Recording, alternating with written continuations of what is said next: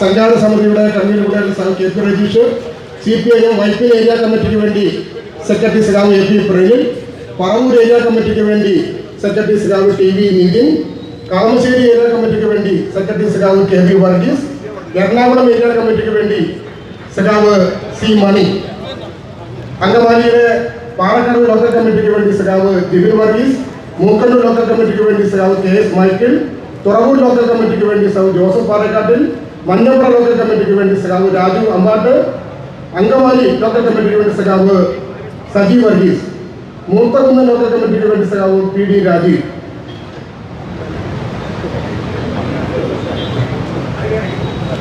Kadamakudy local കമ്മിറ്റിക്ക് വേണ്ടി സഖാവ് TK വിജയൻ, ചേരാനല്ലൂർ ലോക്കൽ കമ്മിറ്റിക്ക് വേണ്ടി സഖാവ് PP ജോർജ്, മുളങ്കാട് ലോക്കൽ കമ്മിറ്റിക്ക് വേണ്ടി സഖാവ് KP സുനിൽ, വല്ലാർപാട് ലോക്കൽ കമ്മിറ്റിക്ക് വേണ്ടി സഖാവ് KK ജയരാജ്, വടകര ലോക്കൽ കമ്മിറ്റിക്ക് വേണ്ടി സഖാവ് MM ജിനീഷ്, എളമക്കര ലോക്കൽ കമ്മിറ്റിക്ക് വേണ്ടി സഖാവ് KM സന്തോഷ്, കണ്ണൂർ ലോക്കൽ കമ്മിറ്റിക്ക് വേണ്ടി സഖാവ് PK സാബു, കടവന്തൽ ലോക്കൽ കമ്മിറ്റിക്ക് വേണ്ടി സഖാവ് KP Pratheesh Kumar, Ernakulam south local കമ്മിറ്റിക്ക് വേണ്ടി സഖാവ് LK ഷാജി, എറണാകുളം സിറ്റി ബ്രാഞ്ചിന് വേണ്ടി സഖാവ് വിനോദ് മാത്യു, സിറ്റി ഹെഡ്ബോർഡ് ബ്രാഞ്ചിന് വേണ്ടി സഖാവ് KS Jacob, shipyard workers local കമ്മിറ്റിക്ക് വേണ്ടി സഖാവ് പ്രമോദ് TV, പറവൂരിലെ ചേന്നമംഗലം ലോക്കൽ കമ്മിറ്റിക്ക് വേണ്ടി ജോർജ് ബാസ്റ്റിൻ, മൂത്തകുന്ന് ലോക്കൽ കമ്മിറ്റിക്ക് വേണ്ടി സഖാവ് PD Rajeev, Paravur town west local കമ്മിറ്റിക്ക് വേണ്ടി CP ജയൻ, വടക്കേക്കര ലോക്കൽ കമ്മിറ്റിക്ക് വേണ്ടി AB Manoj, Chittattukara east local കമ്മിറ്റിക്ക് വേണ്ടി MR Jayadev, Paravur town east കമ്മിറ്റിക്ക് വേണ്ടി സഖാവ്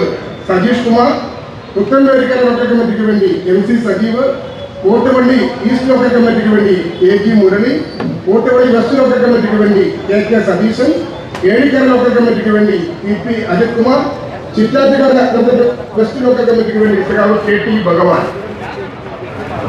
കളമശ്ശേരിയിലെ ആലങ്ങാട് വെസ്റ്റ് ലോക്കൽ കമ്മിറ്റിക്ക് വേണ്ടി സഖാവ് CK ഗിരി, വെളിയത്തുനാട് ലോക്കൽ കമ്മിറ്റിക്ക് വേണ്ടി അബ്ദുൾ ഷുക്കൂർ, കളമശ്ശേരി വെസ്റ്റ് ലോക്കൽ കമ്മിറ്റിക്ക് വേണ്ടി PT Ratheesh, Kalamassery east local കമ്മിറ്റിക്ക് വേണ്ടി PK ബേബി, കരുമാനൂർ ലോക്കൽ കമ്മിറ്റിക്ക് വേണ്ടി BN സുനിൽ,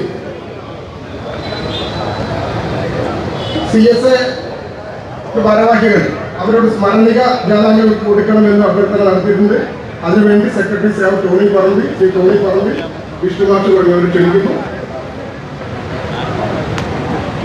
CPI മംഗളൂരു ബ്രാഞ്ചിന് വേണ്ടി സഖാവ് PI യോഹന്നാൻ, ആയിരം സൗത്ത് ബ്രാഞ്ചിന് വേണ്ടി സഖാവ് VK രാജൻ, ചെത്തിക്കോട് നോർത്ത് ബ്രാഞ്ചിന് വേണ്ടി ശ്രീ കൃഷ്ണദാസ്, പള്ളിയങ്ങാടിക്ക് വേണ്ടി PC പീറ്റർ, കല്ലുവാല ഈസ്റ്റ് ബ്രാഞ്ചിന് വേണ്ടി BV ജോണി, കല്ലുവാല വെസ്റ്റ് ബ്രാഞ്ചിന് വേണ്ടി FB ചെറിയാൻ, ചെത്തിക്കോട് സൗത്ത് ബ്രാഞ്ചിന് വേണ്ടി PK മനോഹരൻ, ചെത്തിക്കോട് മലപ്പുറം സൗത്ത് ബ്രാഞ്ചിന് വേണ്ടി വിരാജ്, കോളാവിന് വേണ്ടി പുഷ്പമോഹൻ, അങ്ങാടിക്ക് വേണ്ടി KK വർഗീസ്, വേഗൂർ നോർത്തിന് വേണ്ടി PR ഉണ്ണികൃഷ്ണൻ, ജോസ്തം ബ്രാഞ്ചിന് വേണ്ടി A പാപ്പച്ചൻ, DP ബ്രാഞ്ചിന് വേണ്ടി ഷിജോ തോമസ്, ചമ്മന്നൂർ ബ്രാഞ്ചിന് വേണ്ടി KB മാർട്ടിൻ, കവലപ്പുറം നോർത്ത് ബ്രാഞ്ചിന് വേണ്ടി MD ജോസഫ്, വേഗൂർ സൗത്ത് ബ്രാഞ്ചിന് വേണ്ടി G ഷാജി, ടീച്ചാർക്കോട് ബ്രാഞ്ചിന് വേണ്ടി PV ചന്ദ്രൻ, കുന്ന് ബ്രാഞ്ചിന് വേണ്ടി ജെറി കോറൂസ്, ടൗൺ ബ്രാഞ്ചിന് വേണ്ടി കൃഷ്ണ സജീവൻ,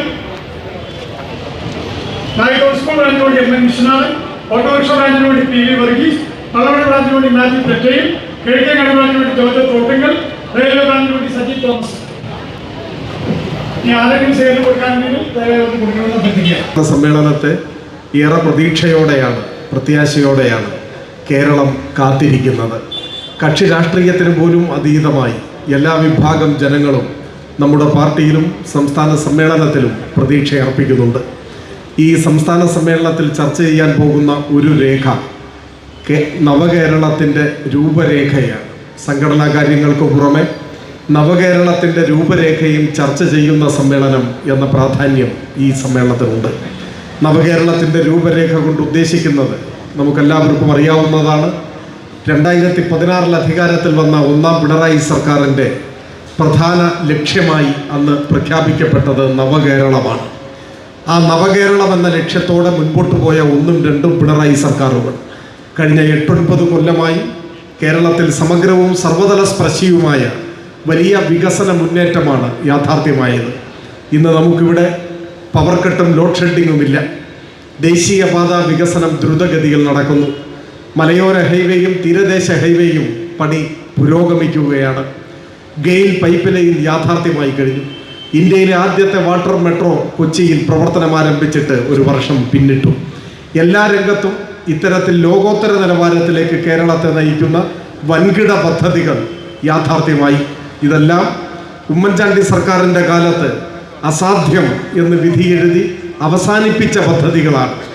അന്ത്യശ്വാസം വലിച്ച പദ്ധതികൾക്ക് പുതുജീവൻ പകർന്നു നൽകിയ സർക്കാരാണ് കേരളത്തിലെ ഇടതുപക്ഷ ജനാധിപത്യ മുന്നണിയുടെ സർക്കാർ എന്ന് നമ്മുടെ അനുഭവമാണ്.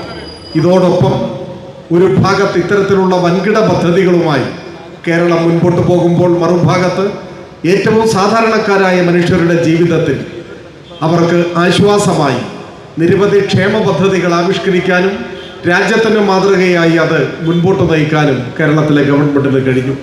1600 രൂപ ക്ഷേമ പെൻഷൻ കൊടുക്കുന്ന ഏക ഇന്ത്യൻ സംസ്ഥാനമായി കേരളം ഇന്ന് നിലനിൽക്കുകയാണ്. കേരളത്തിൽ വീടില്ലാത്ത സാധാരണക്കാരായ മനുഷ്യർക്ക് വീട് നിർമ്മിച്ച് നൽകുന്ന ലൈഫ് എന്ന പദ്ധതി അത് ലോകത്തിന് തന്നെ മാതൃകയായി മാറി. ഈ ഗവൺമെൻറ്റിൻ്റെ കാലാവധി പൂർത്തിയാകുമ്പോഴേക്ക് 5 ലക്ഷം വീടുകൾ നിർമ്മാണം പൂർത്തിയാക്കി കൈമാറാൻ കഴിയും എന്നതാണ് അനുഭവം. ഇപ്പോൾ 4 ലക്ഷം വീടുകൾ നിർമ്മാണം പൂർത്തിയായി കഴിഞ്ഞു.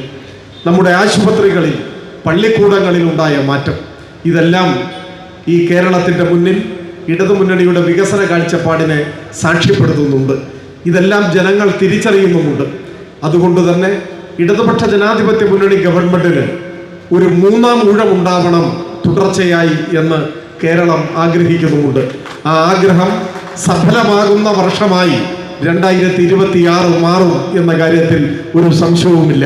അങ്ങനെ 3-ാം ഊഴം ലഭിക്കുമ്പോൾ തുടർച്ചയായി 3-ാം തവണയും ഇടതുപക്ഷത്തെ കേരളം ഹൃദയത്തിൽ ഏറ്റുവാങ്ങുമ്പോൾ ആ ഗവൺമെൻറ് നവകേരളം എന്ന ലക്ഷ്യത്തെ കൂടുതൽ മെച്ചപ്പെട്ട നിലയിൽ ലോകത്തിന് മാതൃകയായി യാഥാർത്ഥ്യവൽക്കരിക്കുന്നതിനുള്ള യാത്രയിൽ ആ ഗവൺമെൻറ്റിൻ്റെ ദിശ നിർണയിക്കുന്നതായി, ആ ഗവൺമെൻറ്റിന് മാർഗനിർദ്ദേശം നൽകുന്നതായി, നവകേരളത്തിന് രൂപഭാവം നൽകുന്നതായി നവകേരള രൂപരേഖ മാറും.